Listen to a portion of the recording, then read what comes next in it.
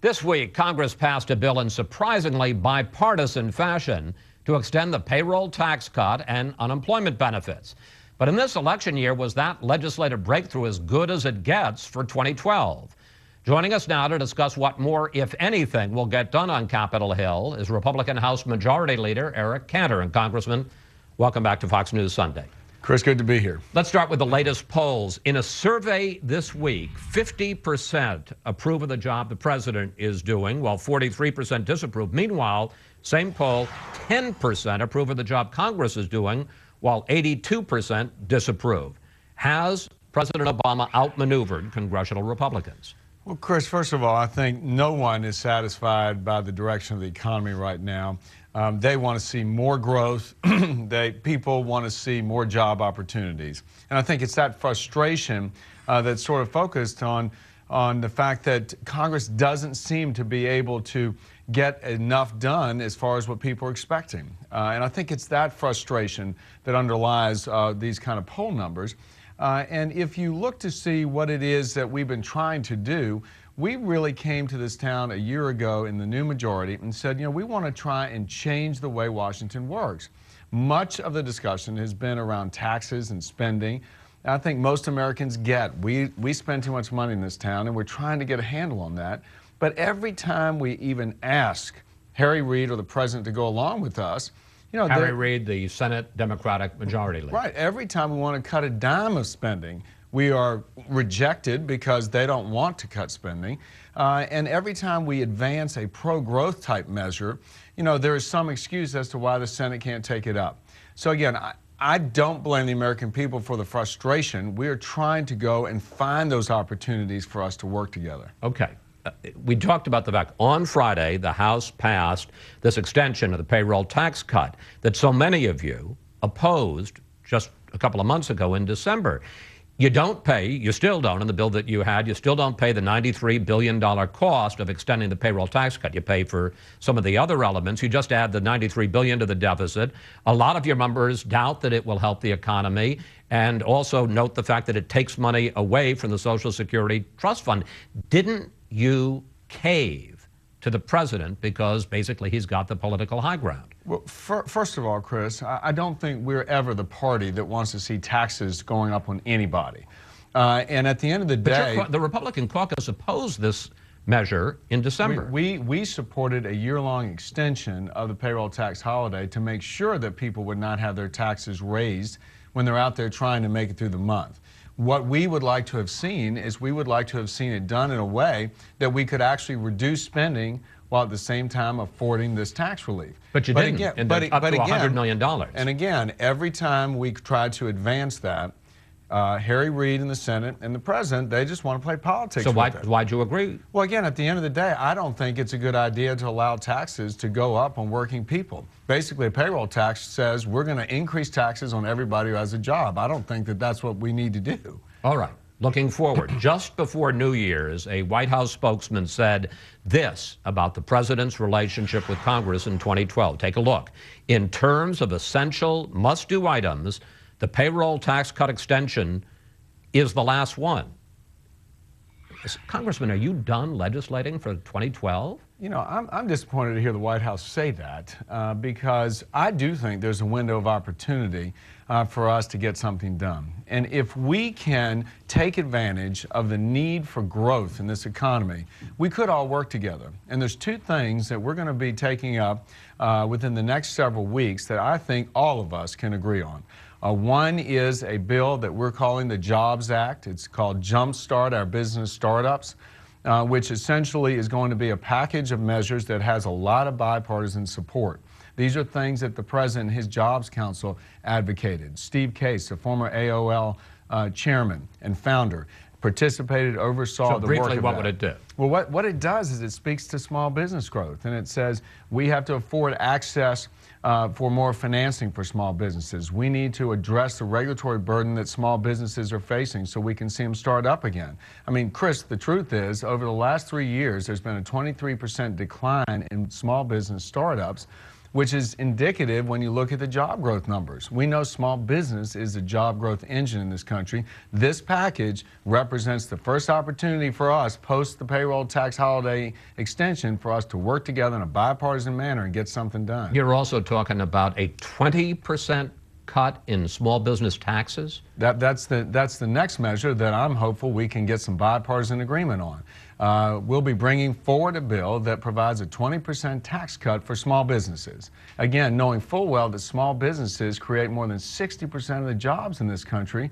Now, does that mean, for instance, because I know when they talk about raising taxes on individuals, you say, well, that's a lot of small businessmen. Does that mean that those small businessmen who file individual taxes would get a 20% cut in their taxes? Well, we know that overwhelmingly the number of folks who are business people in this country file as individuals. We know that. We want to help the small businesses as defined by the Small Business Administration. That's 500 employees or less. Those entities will be allowed for a 20% tax cut straight to the bottom line. And that's what we want to do, is make it easier for these small businesses to start up. But doesn't that mean a lot of folks who are making over $250,000 a year are going to get a tax cut? You know, Chris, that suggestion is somehow that I shouldn't be going home to my district in Richmond, Virginia, and telling a small business person that I can help by providing a tax cut for them so they can grow their business and hire more people, just because maybe someone else will benefit. At the end of the day, we are all in this together. We have got to, as a country, work towards growth in this economy and regain the kind of optimism that America is about. But there are some deep philosophical differences, and I want to show you a couple of surveys on this which speak to this issue. Take a look at this. When asked, should taxes be increased on millionaires, which would include some of these small businessmen, to lower the deficit, 67% say yes, increase the taxes, 29% say no. In another poll, 80% do not believe that Medicare should be cut to reduce the deficit. I mean, aren't they basically disagreeing with an awful lot of the Republican agenda? I think, Chris, underneath that question is somehow that we don't care about the people who are out there working paycheck to paycheck trying to make it. And somehow it's unfair. What I would say, it is unfair that these individuals who want a better life, who want more jobs and higher pay, are not getting it. That's what's unfair. And the fundamental nature of America is an aspirational country, that everybody ought to have a fair shot. And what's not fair is that we're holding back the ability for this economy to grow because you have Barack Obama in this town working with the Democrats in the Senate, Harry Reid and others, who are just saying no to every time we want to try and grow the economy, put in place measures that speak to the entrepreneurial nature of this country. Every time we want to try and get the fiscal house in order straight in Washington, they say no. So let's, again, I think that a lot of these issues can be played out in the election, but there is a window of opportunity for us to work together right now. Let's do a lightning round. Quick questions, quick answers. I'll keep my questions short. Is the president's budget that he submitted this week dead? The president's budget is really something that's not serious, and we are not going to pass a budget that racks up another $1.3 trillion in debt without any attempt to try and address the real problems here of cutting spending, dealing with entitlements, or growth. Will serious deficit reduction, serious tax reform have to wait until a lame duck session after the election? We are going to continue to be engaged in discussions on our side. We have consistently led on this issue, and the president hasn't. It's up to the president, Harry Reid, if they want to join us. Will the House pass a measure to block the president's revised rule on birth control for religious institutions? This is a question of religious freedom. And you know what? I don't think that Barack Obama and his administration know more about the Catholic faith than the Catholic Church does. And we're going to do everything we can to restore the religious freedom of this country. For over 200 years, it's been working. Why all of a sudden do we need this? Will the House cut off military aid to Egypt if they refuse to stop their crackdown on pro-democracy American activists? I just returned from the Gulf, Chris, and talked to a lot of the Arab nations and governments there. They're very concerned about what they see going on in Egypt. I'm concerned about the signal that this administration is sending. I think we need to get tough and speak out as leaders, as America is globally. When you say get tough, are you talking about cutting $1 billion in aid? I am talking about the very, very real prospect that if Egypt does not demonstrate that it sees things in the way that we do in terms of the promotion of freedom, human progress, and the protection of minority rights, that there will be repercussions on Capitol Hill. There's no question about it. Cutting off aid.